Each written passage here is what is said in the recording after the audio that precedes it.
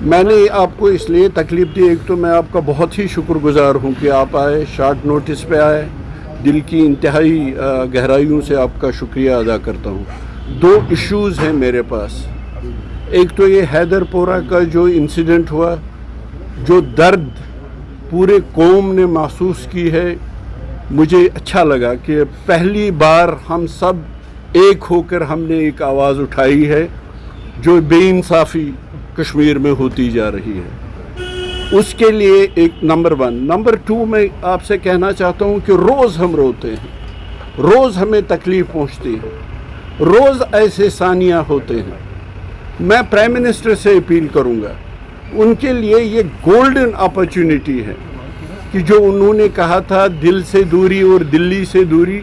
اگر وہ واقعی وہ دل سے کہتے ہیں تو وہ آ جائیں، ہمارا درد بانٹیں، اور ان کو تو ہم واپس لا نہیں سکتے ہیں۔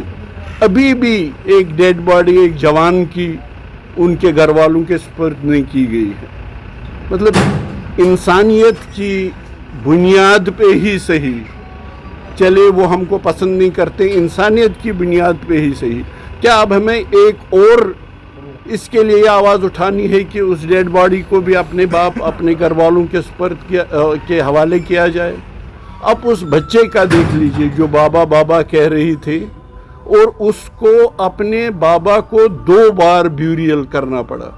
مجھے بتائیے دنیا کی تاریخ میں اور اس 21 سینچری میں آج کل یہ کہاں پہ ہے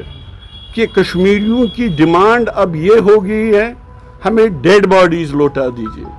میں اپنے دیش کے انٹلیکچوئل سے، اپنے دیش کی سوسائٹی سے،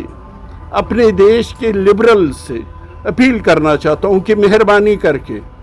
اس کو ٹچ می ناٹ نہیں سمجھیے، ہم بھی انسان ہیں۔ اگر پوری دنیا میں اس وقت ایک نعرہ ہے، آپ کرکٹ میچ دیکھیے، کرکٹ میچ سے باہر دیکھیے کہ بلیک لائیوز میٹر، کیا Kashmiri lives don't matter at all? Please for heaven's sake, as you do for black Americans, do for Kashmiris as well. We are suffering, we have pain, we are pained to see things everywhere, right, left and the center.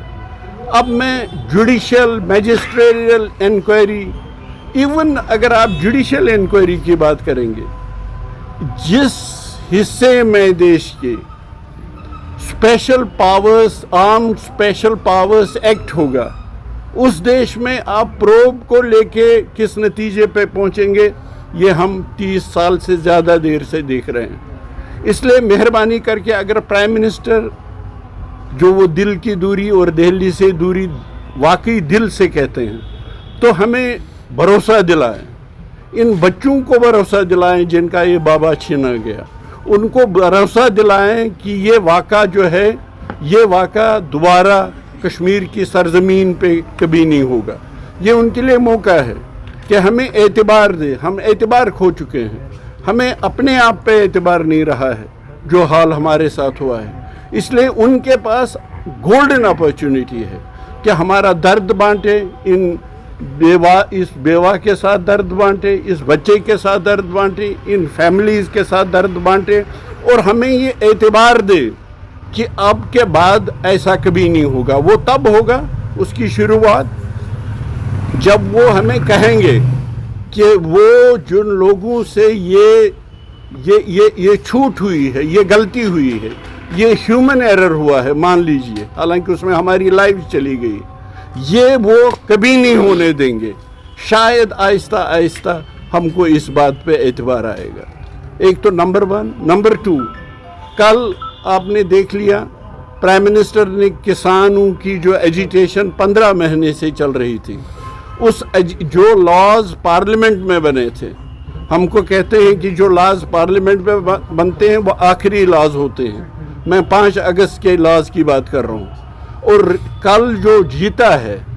یہ کوئی party نہیں جیتی ہے، میرے حساب میں جمہوریت جیتی ہے، میرے حساب سے جس کو ہم سمجھتے تھے کانسیپٹ آف انڈیا، وہ کل جیتا ہے، اور یہ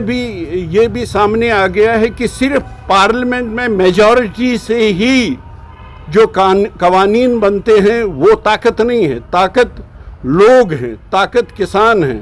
طاقت کا سرچشمہ کسان ہیں، یہاں کے لوگ ہیں۔ یہ کل جمہوریت کی جیت ہوئی۔ اسی جمہوریت کو زندہ رکھنے کے لیے آپ کے پاس موقع ہے کہ جو آپ نے ایسے ہی قوانین بنائے تھے 5 اگست کو 2019، جس میں ہمارے ہی کانسٹیٹیوشن کی دھجیاں اڑا دی گئی تھی، کیونکہ ہمارے کانسٹیٹیوشن نے وہ حقوق دیے تھے۔ انڈین کانسٹیٹیوشن سے سیکرڈ ڈاکیومنٹ اور کوئی ڈاکیومنٹ نہیں ہے۔ اس کی لاج رکھنے کے لیے، جیسے کل آپ نے لاج رکھ لی کہ صرف پارلیمنٹ میں میجورٹی کی